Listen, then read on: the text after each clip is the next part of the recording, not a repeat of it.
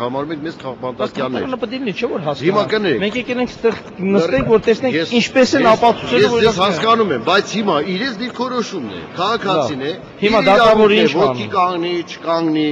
դատարանը ասում է, քանի որ օրենսդրության տված է, որ երբ հայտարարում է, որ ոտքի դատարանն է գալիս, դուք պարտավոր եք կանգնել, հարգել։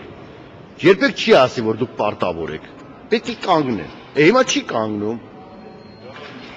Անհասկանալի բան է։ Դուսրանեղ մասնագետ։ Տենում ես ես իրան եմ հարցնում։ Ներողություն են 800 անգամ էլ լինի, չեմ կանգնելու։ Հիմա ես որովհետև եմ հարցնում, դա։ Հիմա դատավորը պարտավոր է սանկցիա կիրառի, ես մարդիկ էլ ասում են չեն կանգնում։ Հիմա ես վերջո այս դատավարությունը ի՞նչ ա։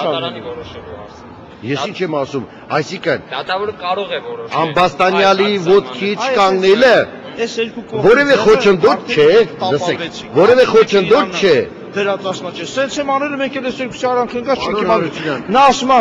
իմ դատա ասում է պետք է կանգնի իմ նկատմամբ անհարգալից վերաբերմունքի դեպքում չեմ կարող նիստ տանեմ։ Սանկցիա եմ կերել, մենք էլ ասում են չէ, քանի որ կա մոնիտորինգի այդ բանաձևը մենք էլ չենք կանգնում։ Չէ, դուք ուղղակիորեն շատ մերկապարը չի ասի։ Ես ընդամենը ասեմ, դատարանի համար Ամբաստանյալի ոտքի չկանգնելը խոչընդոտ չէ դատաքննություն սկսելու համար։ Ես հասկացա, բայց խոչընդոտ չէ։ Դատավորի որոշելով է դա։ Ասկը կարա որոշի բանալություն սահմանի, որ չկա։ Միանշանակ։ Մենք կարանք դատավորին դիմենք, որ սա միակ տարբերական որպես բացառություն։ Օրինակ պաշտպանական կողմը գտնում է, որ սա արհեստականորեն սրացում է տանում։ Դուք համոզեք, որ ոտքի կանգնել, կամ պետք է դատավորին համոզեք, որ այս դեպքում բացառություն անի։ Հիմա մենք քանի Մեր որ պաշտպանյալները քաղաքական այրեր են, ինչ է նշանակում համոզել։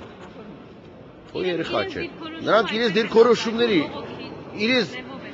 գիտեն, որ քաղաքական հալածանքների արդյունքում է, որ այստեղ են հասել։ Եվ հենց դրանով են արտահայտում իրենց վերաբերմունքը։ Իսկ դատարանն էլ կանխամտածված տանում է սրացման։ Անելիք չունեն։ Սա է միակը։ մենք